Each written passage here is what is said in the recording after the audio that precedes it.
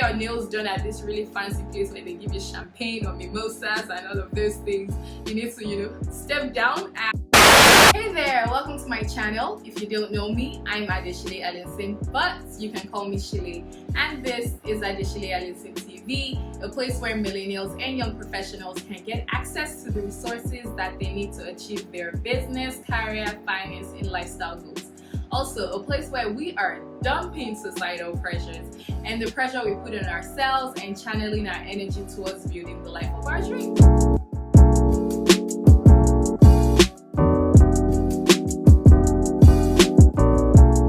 Speaking of financial goals, in my intro video, which I put out a couple of weeks ago, I had mentioned that I'm on track to having 2.5x of my annual earnings and savings by the time I'm 30. And this was probably the part of the video that got the most feedback from people sending me messages asking me, hey, how did you do it? To some people going, are you sure? You just wanted to tension us and all of those things, right? And I just felt like, this was just the necessary next video to put out so I could address some of those questions that were asked. And also, I just love talking about money. I love talking about how to make money, how to save money, and anything money related. I'm down to talk about it. Before we go into details of the video, let me just quickly run through this savings targets that talks about each milestone age. The savings guideline is that by the time you're 25, you should have 50% of your annual earnings in savings. By the time you're 30, you should have 100% of your annual earnings in savings. By the time you're 35, you should have 200% of your annual earnings in savings. By the time you're 40, you should have 300% of your annual earnings in savings, and it goes on and on and on. So for me, again, 30 is the next milestone age. The goal is to have 1x or 100% of my annual earnings in savings, and I currently am on track, all things being equal, to having 2.5x of my annual earnings in savings. So how have I done it? I would love to tell you a very amazing story of how I save 90% of my income, and then 10% I spend, and then the remainder of the time I survive on oxygen and sawdust and all of those things. But that is not the case. Being on track to be having 2.5x of my annual earnings and savings has actually been through having other sources of income. So I work in the tech startup field, and everyone else out there is now trying to have a tech startup company, or even established companies are looking to have a department to compete with the new guys, the new tech guys, and all of that. And by design of people knowing that I work in a tech startup company, I work in operations, they always come to me and say, hey, we're trying to do this thing, or I'm trying to do this thing, can you tell me what to do, can you show me, can you give me resources? And I love to do it, so I would do it for anyone that asks me. However, one day someone came out to me and said, hey, my company is trying to do these things, da da da da da, and I'm like, oh, you're going to pay? And the person asked me how much. I was like, 2 million naira, and the person goes, oh yeah, I'll get back to you. And the person came back and said, okay, and just like that, 2 million naira inside my account. I mean, I did the work and all of that, but all of that money, I just went and saved it. So since then, I've been telling people whenever they ask me to do something for them, I will charge them for it. If it's 50,000 naira, sometimes it's 100,000 naira, sometimes it's not even anything at all, but I've gotten into the habit of charging people when they ask me for things. Again, this is not very consistent, it's here and there. It's if someone needs me, and if I tell them how much, if they say don't worry, it's fine. But these are the things that have really contributed to me getting or being on track to having 2.5x of my annual earnings and savings. However, and honestly and truthfully, being at or achieving the 1x of my annual earnings, or 100% of my annual earnings in savings by 30, even before 30, I have done that strictly by saving my salary. Yes, I am not lying here. I strictly save my salary to get to having the equivalent of my annual earnings in savings. So before we go into anything that I've done, let it be noted that I am in no shape, form, or way a financial expert. I have everything I'm going to be saying in this video, and everything I have done is based on things that I have researched online, things I've read in books, and things that I have done that have worked for me and I think can work for anyone else as well. So this is not some certified stamped financial expert's advice. It is just things that I think can work for you because they've worked for me. So let's go into it. Number one is to set a goal. Yeah, I know it sounds very easy and very simple and all of that, but really it's setting a goal. Be very clear In my group of people at work, we always say clarity of thought. You have to be really clear in what you want to achieve, how much you want to achieve. For me, I knew that by 30 I want to have this amount in savings. Actually, that was not the goal for me. My own clarity of thought was, I don't want to be broke. I'm not trying to be broke. I don't want to be poor. So I was very clear on that, but that really isn't a smart goal, right? It's then I said, okay, how can I achieve this? I saw this thing that said, okay, by every milestone age you should have this is, financial stability. And then I set that saying, okay, by the time I'm 30 I want to have an equivalent of my annual earnings in savings. So very clear. And from setting that goal, I became very consistent, which is that everything I do is towards achieving that goal.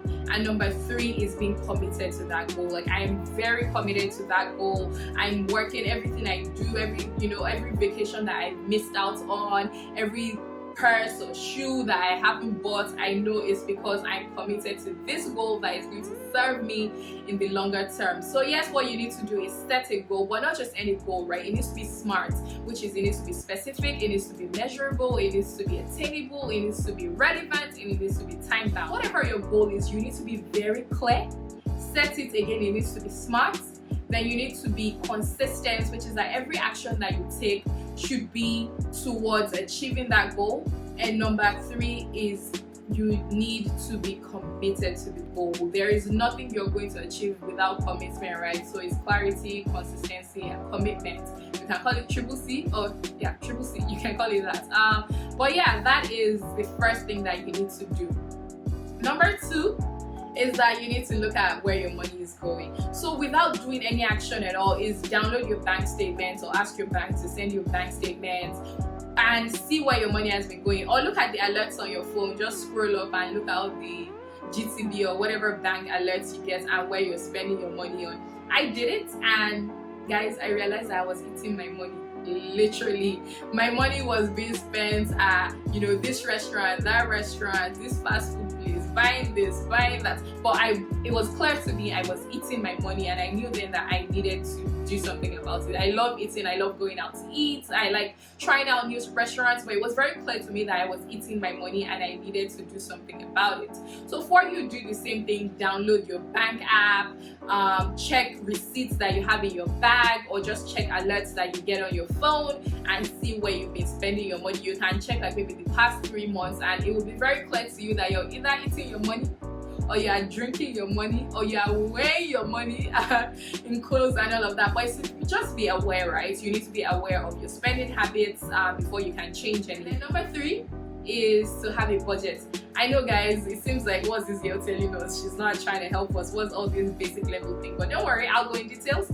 But number 3 is to have a budget, right? And it's for you to say, hey, this is my income. So you call it budget, some people call it spending plan, some people call it money plan, whatever it is. I call it a budget. And the first thing is your income. List all your sources of income, and I mean consistent income, not this person can pay me 50k for this thing, I'm expecting someone to give me this amount. It's your consistent sources of income, which could be your salary. It could be that your parents still give you money. If they do, listen that as well. If they do, I'm looking at you side, I am very jealous. It could be that you have a trust fund, again, lucky you. But it could be that you have a trust fund and there is certain amounts of money that is paid to you monthly. It could be that you have an investment somewhere and then you get dividends or you get paid interest monthly as well. Whatever it is, but it needs to be consistent. It needs to be something that comes in every month. List all those out. And the next thing is to list your essential expenses. These are the expenses that for you to survive, you need to make, and you need to pay those things. 1, rent. So whether it's that you pay monthly rent or that you save a certain amount towards paying your annual rent. 2 is transportation. So whether again it's a bus pass, whether it's how much you're going to spend on public transportation, on Ubers, on petrol for your car, and all of those things. Utilities as well, electricity bill, things that you need to pay monthly regardless of whatever it is you're doing for you to survive. You list those out. They're called your essential expenses. Then the next thing as well is to list your personal expenses, the money to get your hair done, nails done, everything done, to get your nice lineup and shape up for the guys, to get your nails done, to go out for drinks, to go out to dinner, whatever it is that you it's your personal expenses, so maybe groceries as well, your medicines, your whatever it is that you spend on yourself, you list those out as well. So now what you're going to do is your income minus your essential expenses minus your personal expenses leaves what is left for you to save, right? Or if you have at all, or you see that hey, your income is able to cover all your expenses at all, but that leaves what you have to, let's assume it covers all your expenses, it leaves what you have to save, right? Wrong. There's actually a rationale to this budgeting thing, right? Which is that your income needs to be split in 3 different ways. 50% of your income should go towards your essential expenses, again, rent, transportation, utilities, electricity bill, debt repayment, and so on. 50% of your income should go to that. 20% of it should go to your savings, and then 30% should go to your personal expenses. Again, it is the 50-20-30 rule. So then what you need to do is see if your budget that you've just created fits into this 50% in essential expenses, 20% in savings, 30% in personal expenses. If it doesn't work that way, then you need to readjust, right? Is if you don't have up to 20% to save, at a minimum, again, minimum is 20%. If you don't have a minimum of 20% to save, then you need to then go about, and the first thing you need to do is reduce your personal expenses. If you spend 100k on eating out every month, you know you need to half it. If you get your hair done every week, you know you probably need to do it once or twice a month. If you get your nails done at this really fancy place where they give you champagne or mimosas and all of those things, you need to, you know, step down and all of that. But first thing to do is to see how you can reduce your personal expenses. If you're not able to still meet your minimum of 20% savings, then you need to now look at your essential expenses and see, are you living above your means? Is your rent too high?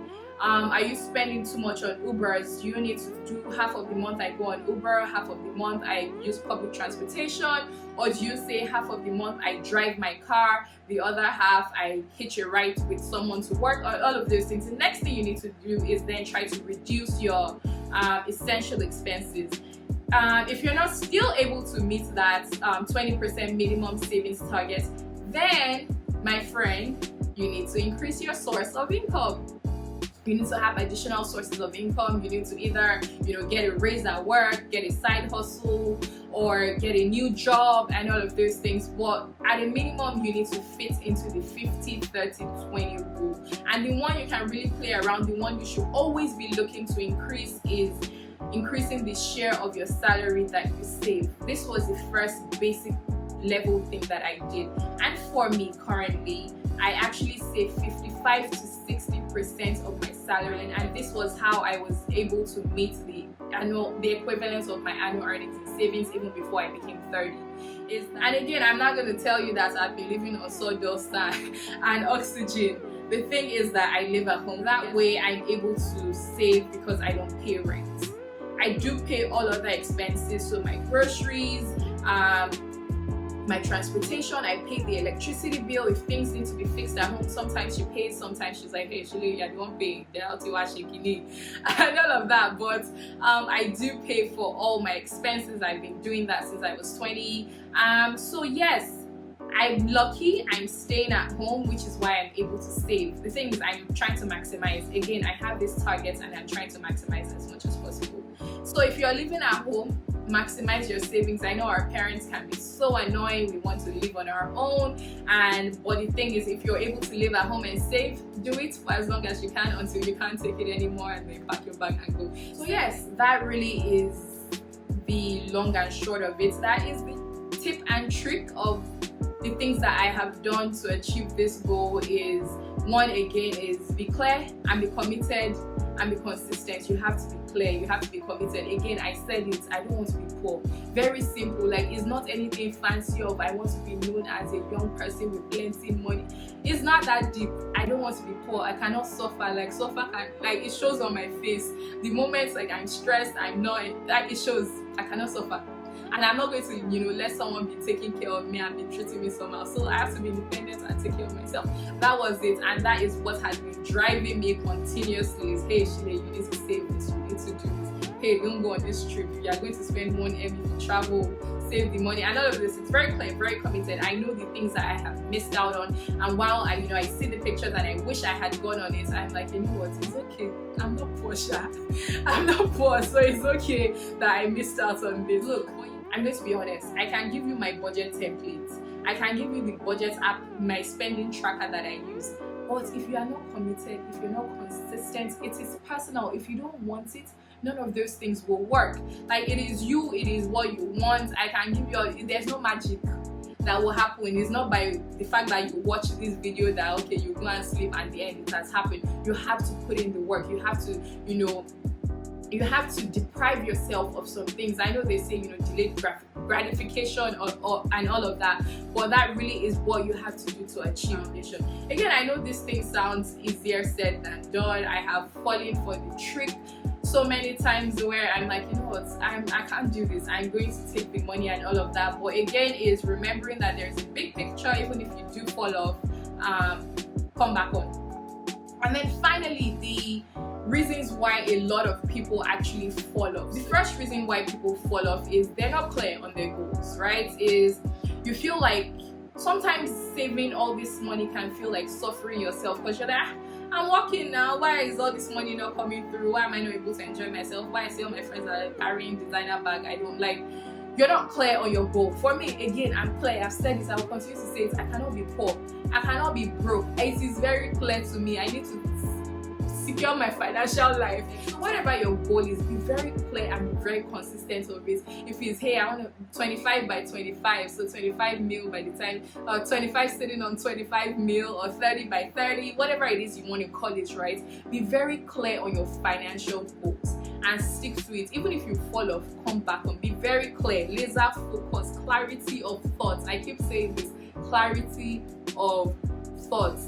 Second thing is that, and I know this is going to sound very counterintuitive, but people are too strict on themselves.